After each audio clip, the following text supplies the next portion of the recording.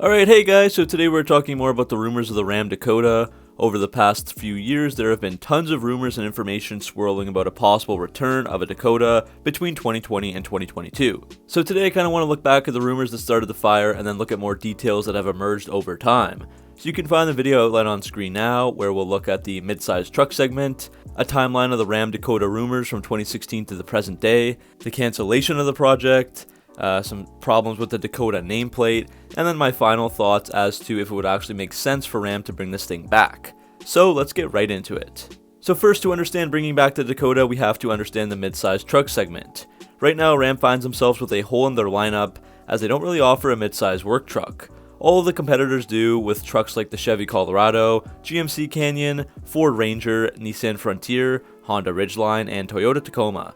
Midsize trucks became very popular in the 1990s, but the hype died down in the 2000s as customers went for the bigger, full-size models like the Ford F-150, Chevy Silverado, and Ram 1500.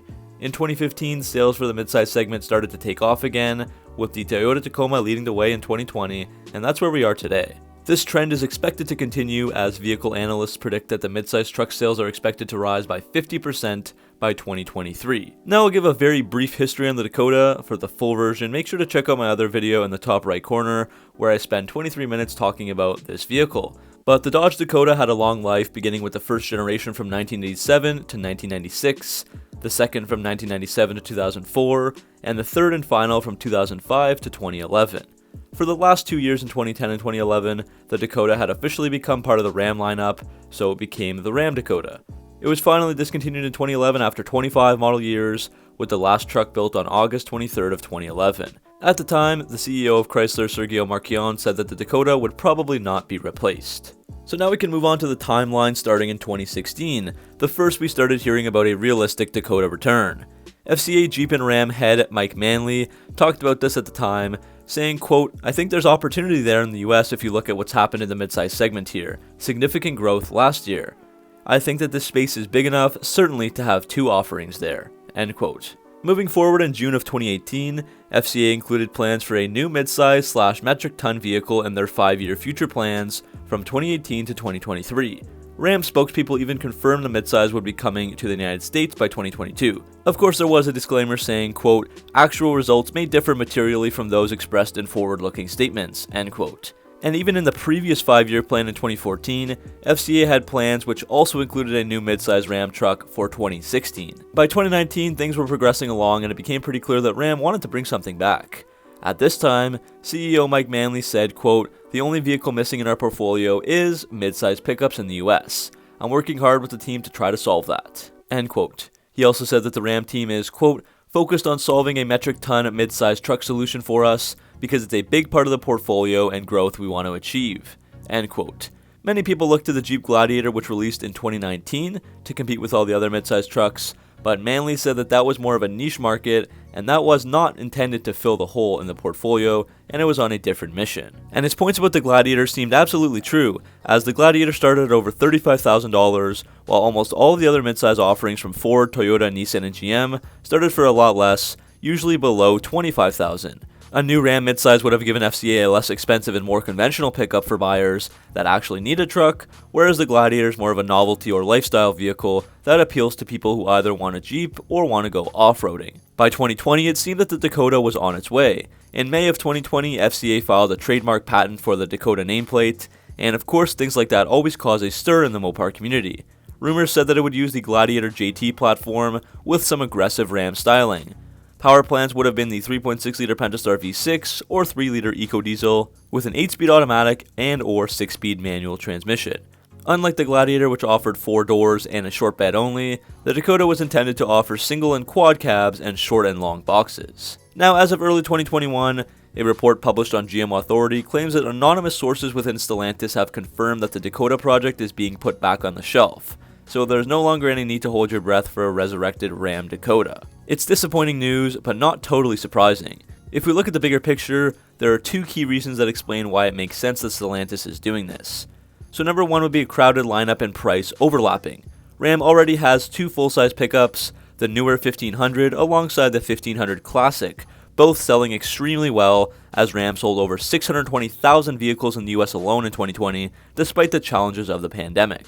Both start at relatively low price points, $28,700 for the Classic and $32,595 for the regular 1500, so it would be very hard to price the Dakota competitively while still making a profit on each vehicle. This was one of the challenges that I talked about in my History Major Flaws and Why I Got Cancelled video for the Dakota.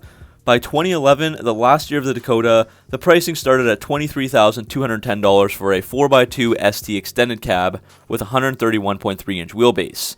Meanwhile, the Ram 1500 ST 4x2 regular cab with a 120-inch wheelbase was $2,400 cheaper, starting at $20,810, and the 4x2 regular cab with a longer 140-inch wheelbase was just over $21,000. So this made absolutely no sense to offer their supposedly mid-size truck at a more expensive price point than both the different wheelbase variations of the full-size truck. So most buyers would naturally choose the Ram 1500 over the Dakota because it was supposed to be the tougher and bigger truck, and being cheaper made it a no-brainer. Again, so that means for the Dakota to have success, it needs to have the price tag slot in around $25,000, which seems next to impossible. If the price overlaps with the Ram 1500s, then just like back in 2011, you have to force the Ram salespeople to somehow justify customers spending the equivalent amount, or if not more, for a physically smaller and less capable truck. The other reason for the cancellation is that the Jeep Gladiator has been making strides and rapidly improving the midsize segment. Despite the fact that it was intended to be a niche vehicle as we discussed earlier, there were still 40,000 units moved in 2019, and then a huge increase of almost 94% up to 77.5 units last year in 2020, again despite the difficulties created by the pandemic. So that means the Gladiator accounts for around 13% of the midsize truck segment, so it's definitely no slouch, and it is quite literally filling the void that the Dakota would have, just with a Jeep nameplate instead of a Ram one. And this vehicle is on the up too, as only the Jeep Gladiator and Ford Ranger saw growth in this segment last year, and the Gladiator was even named the second best midsize truck out of the 7 competitors by Car and Driver for 2020. I believe that Stellantis is probably pretty pleased with that performance, and they feel there's no need to follow through with a new Dakota, possibly even cannibalizing Gladiator sales. Now, of course, it's not always black and white, and there's a little bit of information to stir the pot again and maybe keeps your hopes alive if you were looking forward to this vehicle. After all these rumors, some sources do say that the company is still continuing work on some type of midsize truck, and that the program is still receiving attention and some limited development funding. Again, these types of things always seem back and forth and yes and no, so something could be in the works, but it doesn't seem very likely. However, if something does come to fruition, it will not be called Dakota, as this is another moniker with ties to Aboriginal and First Nation tribes. Remember, Jeep is already in a bit of hot water about the continued use of the Cherokee nameplate, and Stellantis CEO Carlos Tavares said that he is not sure that there is a, quote, real problem, quote, with the use of the Cherokee name, but he did say if there is one, well, of course, we will solve it. So as for my final thoughts, originally I thought that the Dakota would be very successful if it returned. As we saw earlier, midsize truck sales are increasing and expected to rise by 50% by 2023, so the demand is definitely there. Other companies have had success resurrecting old nameplates, like we've seen with the Ford Ranger so far in 2019. GM also showed that a midsize truck could be launched without hurting its full-size offerings. The Dakota was also a popular, reliable, and familiar truck within the Dodge and Ram customers. However, a new Dakota-type vehicle would be difficult to price without overlapping into Ram 1500 territory, and then how do you convince buyers to spend the extra money on the smaller and less capable vehicle? Also, the success of the Jeep Gladiator changes everything. It's capable, it looks fantastic, and with over 77,000 sales in 2020 and growing, it's doing the job it wasn't supposed to, filling the FCA midsize void. I'm a big fan of the Dakota, but I honestly just can't see it coming back and selling more than that Jeep Gladiator would. So that's the end of the video, guys. What do you think about the Dakota project seemingly put on the shelf? Do you think it would be a good idea to bring back another midsize to Ram, even with the Gladiator doing so well? Let me know your thoughts down in the comment section below. As always, thanks for watching, make sure to like and subscribe for all your Mopar content, and I'll see you guys in the next video.